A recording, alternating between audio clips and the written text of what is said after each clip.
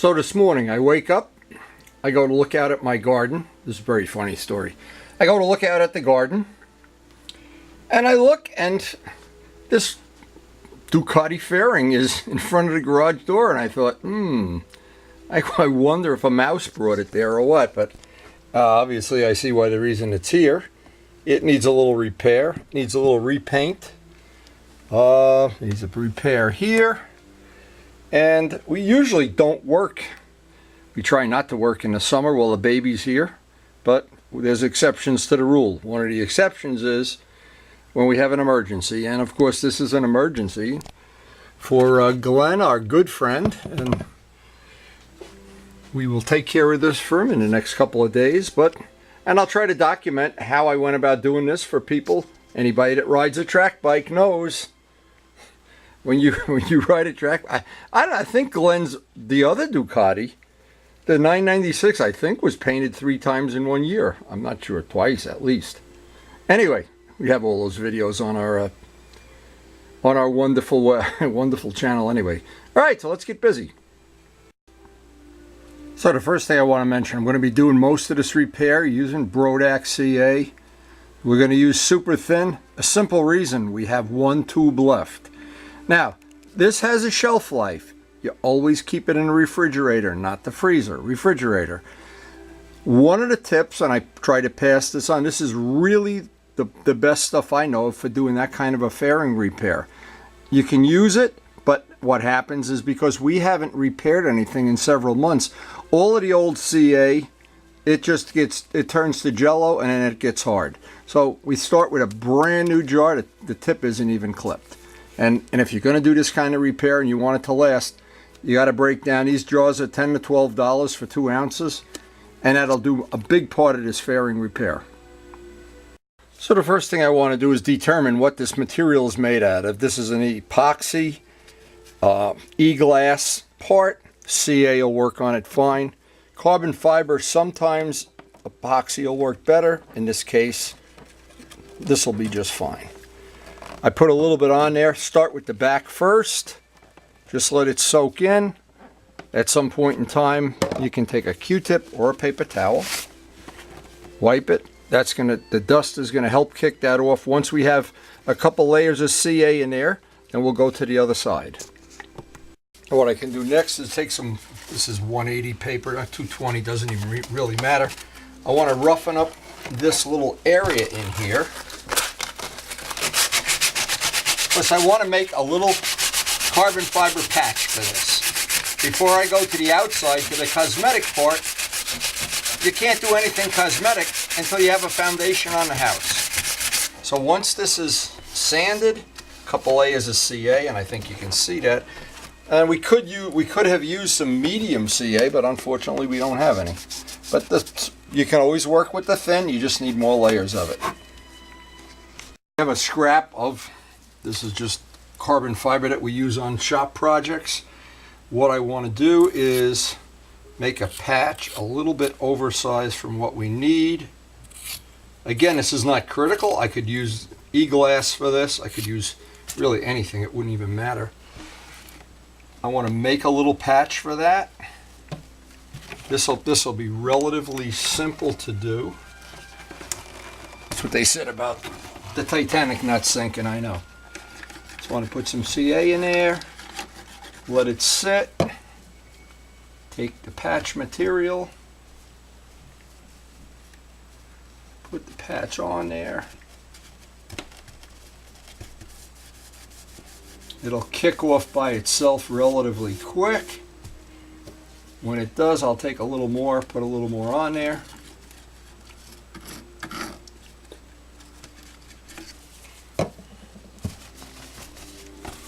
Take a paper towel, just gently touch it. Don't rub it, don't disturb it. Let that sit a few minutes. It'll be ready for sanding. So that's what the first part of our repair looks like. Now the first thing you got to know right away, this is like a lot of little razor blades, and if you were to leave this rough, you will ultimately, in the course of working on a bike or doing whatever, you'll cut your finger. So I'm going to take sandpaper and sand this, the same piece of paper, not critical what grit it is. Sand is smooth. When I sand up to this edge, it'll get rid of all this extra material. And that'll be the first part of building this side of the repair up before I can do the other side, the cosmetic side. Now when you go to get the edge of this off, I want to show this, the part of this that's sticking up here, this is razor blades. You can really get hurt on it. So what I do is take a hard block, an ordinary hard block, some sandpaper, and I don't try to cut it. I just sand it away until it's even with the edge around it.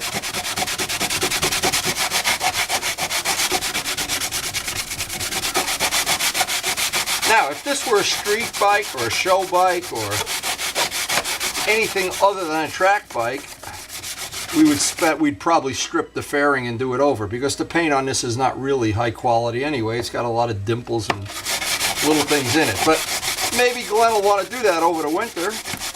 But again, this is always the choice you have when you're doing this repair. So we do have that. Let me just show it. We do have that piece. Nice and stable now. Now we're going to go on to the next part of this. This is cracked, and I'm not sure, I'm almost guaranteed we're not going to be able to save this decal at all. But this piece here, as it's sitting all crooked. But what happened, let me turn this over, when this bike did have its little accident, before we do that on the other side, I want to reinforce, I want to pretty much do or just repeat what I did here over here. So we want to have something solid to work on. I don't want to have something that's going to be like that. Now once I have this side solid, then I can bring it around.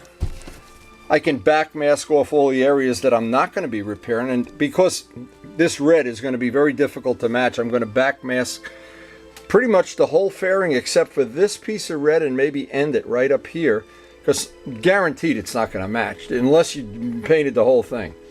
So we'll get it as close as we can. Again, it's a track bike, but you see, this is what you have when you have the kind of thing when you don't do the final sanding and the clear and stuff.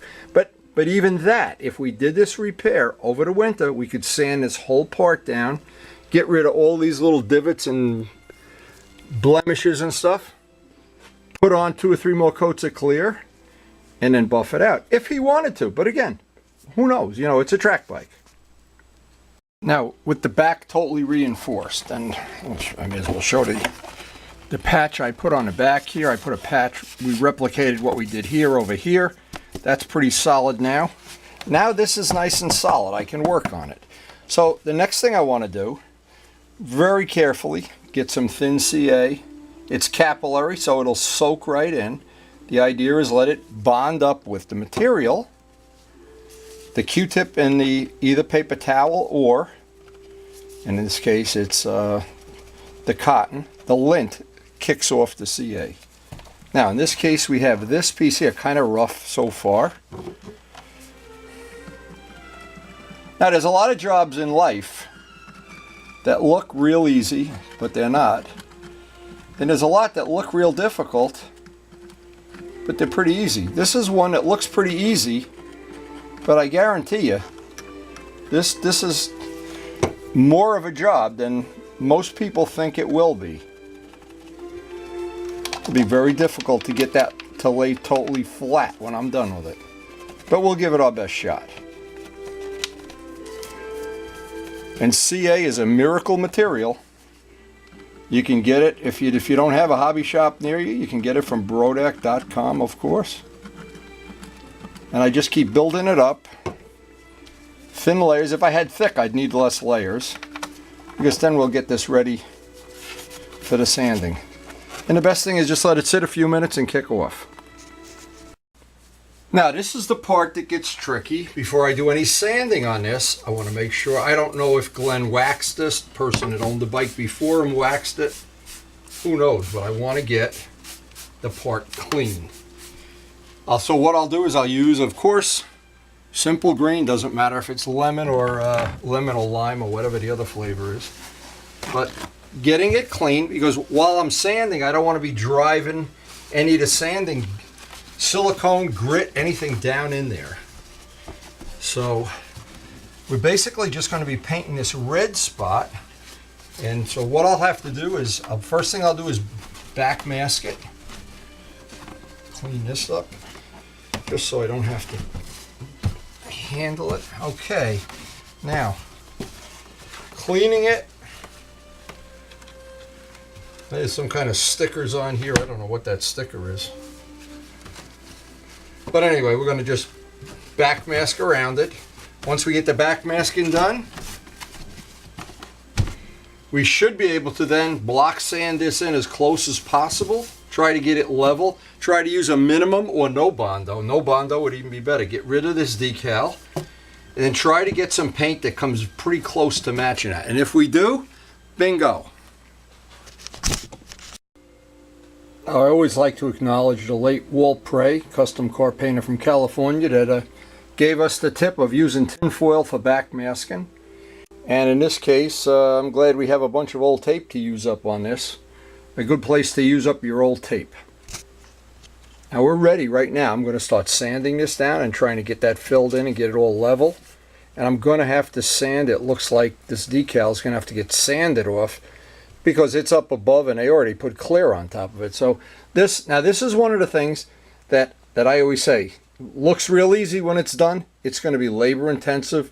Couple hours of sanding to get that level the way I want it. That is the first thing, is to use the Porter cable. Just try to knock some of this heavy stuff down.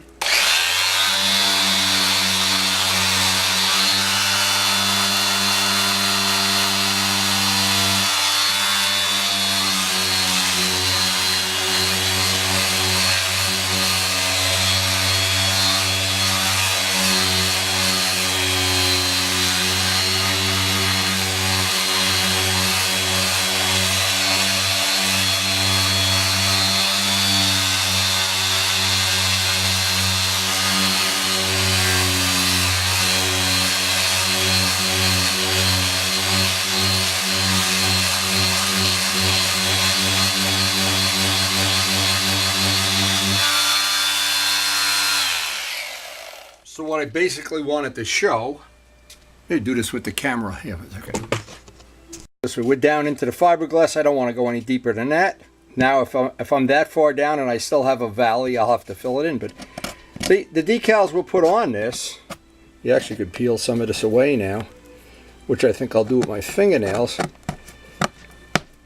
Once the clear is off of them, well, but these heavy scars, these are going to have to get a lot of hand sanding, but we'll basically start with this machine and then go to hand sanding. And then of course we got a spot down there. So the thing that you don't see on a video is this takes a lot of time. You can condense it down to 30 seconds or something, but this is a time consuming thing to get that level. It's one of those jobs, looks easy, but it really isn't. Now this is the part that really is difficult if you're not a modeler. And CA is a product that they use in model aviation, very common. They wouldn't normally use it in a California custom shop, but it does a way better job than Bondo.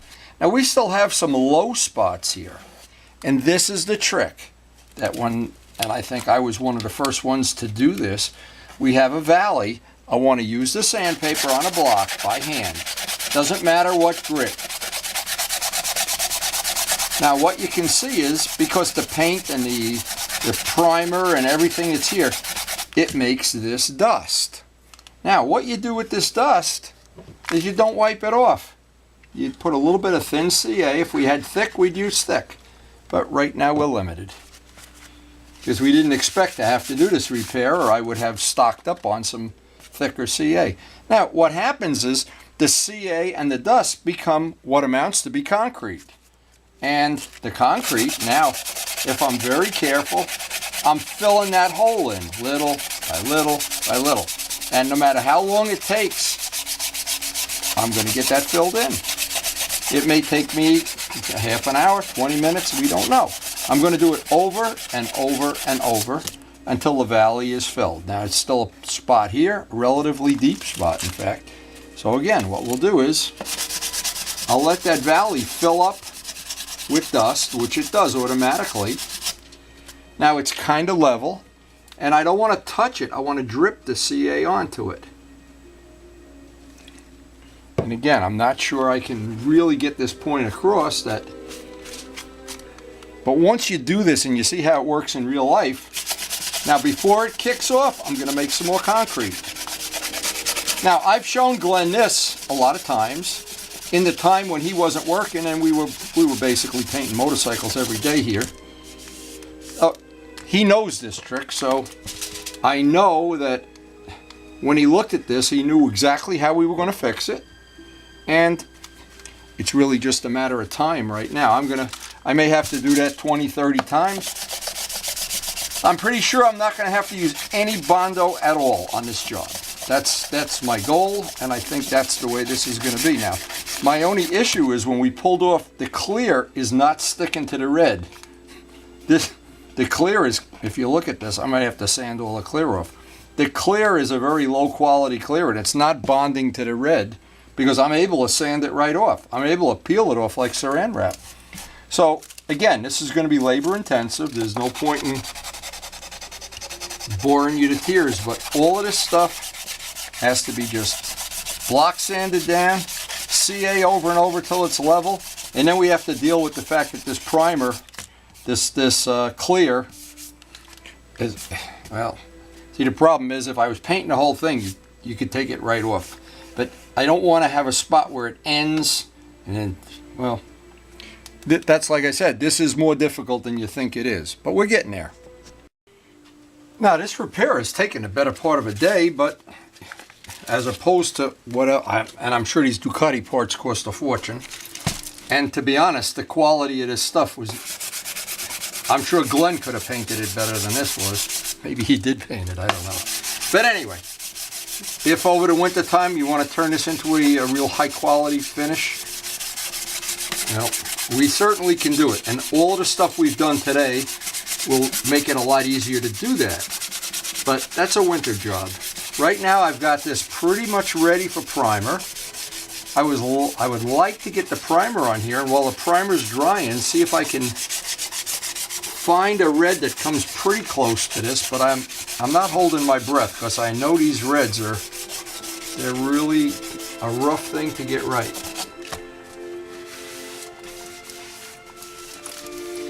But we do have, and I always do the final check with my finger. In fact, there's a spot right there. Do the final check with my fingers. Your fingers don't lie. You can trick your eye a lot easier than you can trick your fingers. And this may require a couple of coats of primer. Now, the primer I'm going to use is a primer sealer, the Duplicolor, because I don't know, that clear that's on here and it's kind of delaminating off around where the decal was. I'm not sure that's going to be a problem. Well, if it is a problem, we hope the primer will seal it in. But the trick is just keep working the block until you're satisfied with the quality of that repair. I see a little spot down there. And this is the thing. When you're doing this in the middle of the winter, and you know you're not going to ride for a couple of days or maybe for a month, who knows, you tend not to skip over these little issues like this, which I'm trying to address right now, because I'm sure Glenn is going to want to upgrade this when the winter comes, or you can get me that decal, we can put some clear on this or whatever. But it's your finger that does all the checking. Yeah, we're pretty much ready for some primer. So we're coming up on the end of the day here. It's still good and hot outside, so the primer should dry real quick. Dryer should dry in a half an hour or so. So this is the primer we're going to try. Now, the problem is, in this kind of a deal where you have an adhesion issue with the clear to the color, maybe a problem. It may be a problem. There's always a problem. So we're going to try like hell to well, hopefully get this to work to our favor. The idea is hopefully not to get any issue where the clear is starting to delaminate.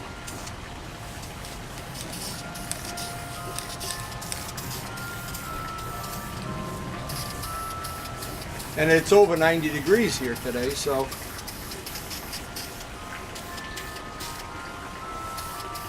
this should dry relatively quick.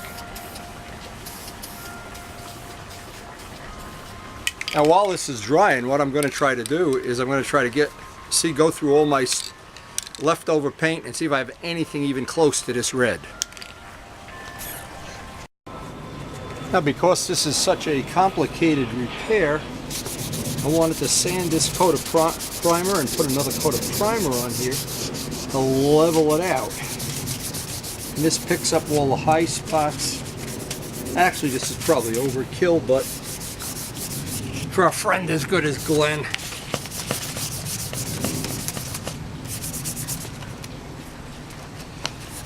And to be honest, I like to take pride in it. I like to make it as good as I can.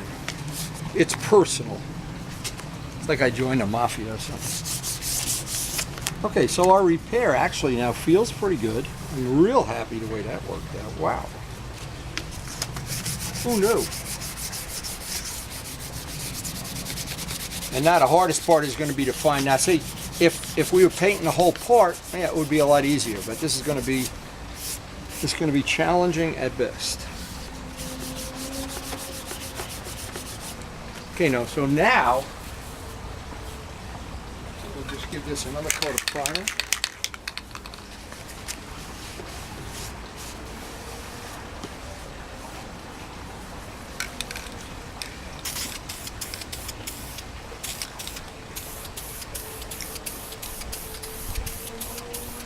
And in the restoration process, you got to be able to do this kind of repair. You want to be a restorer of motorcycles.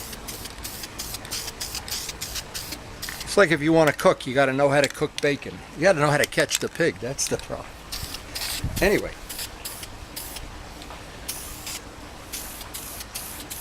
Looks like we're going to be in good shape here in about another 20 minutes.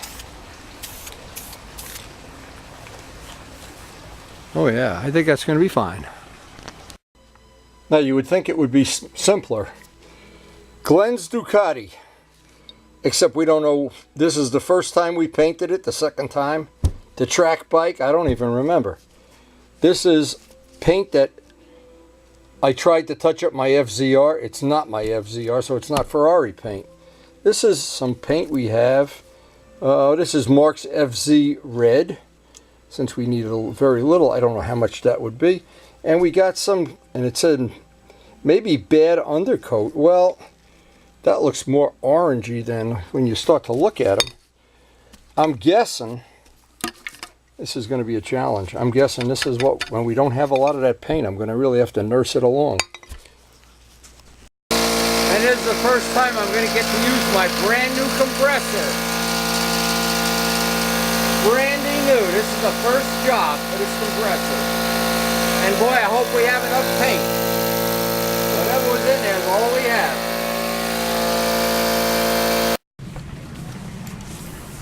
Well, you never know if it's going to be your lucky day, especially with red paint.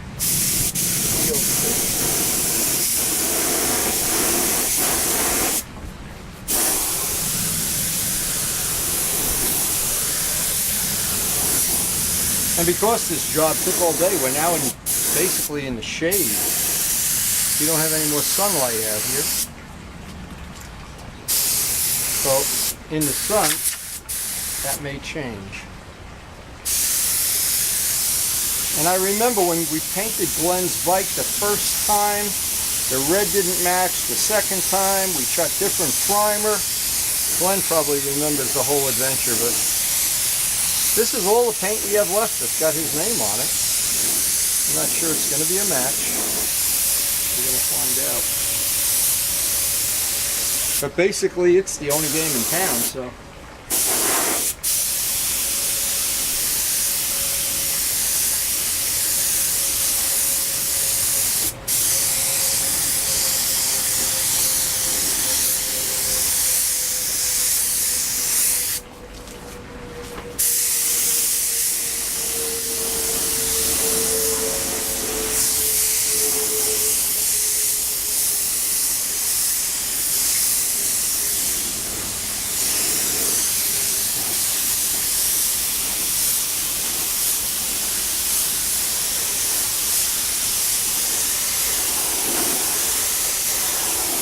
Now, in the worst of all worlds, if this is not a close enough match for Glenn that he's not happy, we could just back mask this piece and put another coat of red on it. That's really not a, the color of his choice. Okay, we've got 3 coats of red on there. That should do it. Gonna let that dry for about 20 minutes, and hopefully it won't get dark between now and then. At least the weather's held out, and we'll get some clear on there, and Glenn can go back to giving Valentino Rossi a good whipping at the track.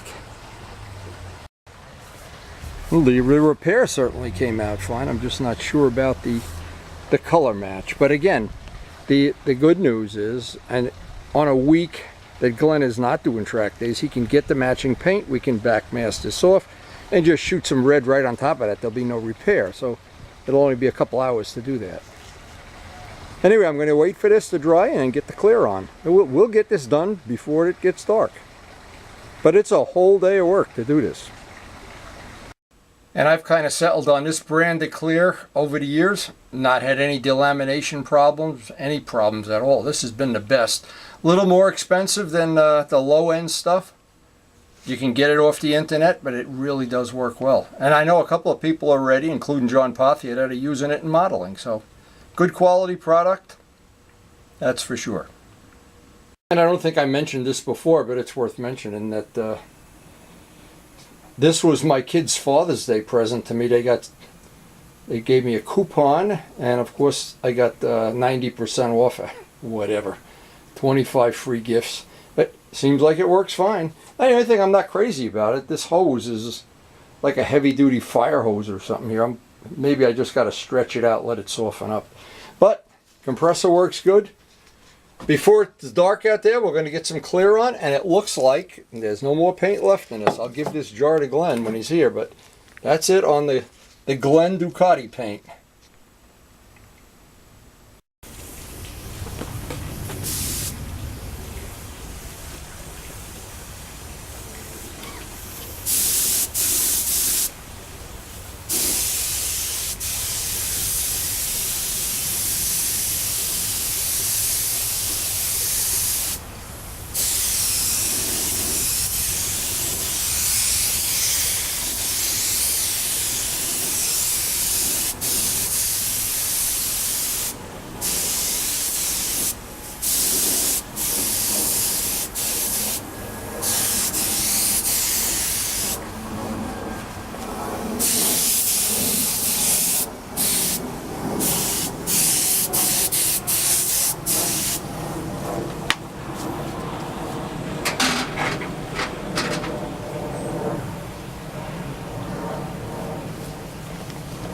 I think that's going to be great.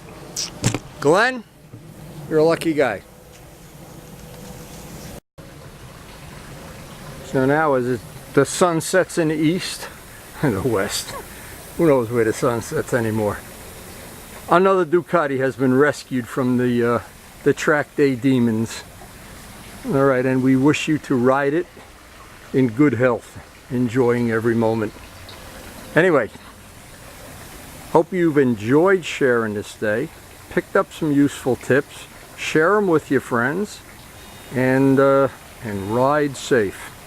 And thanks for watching.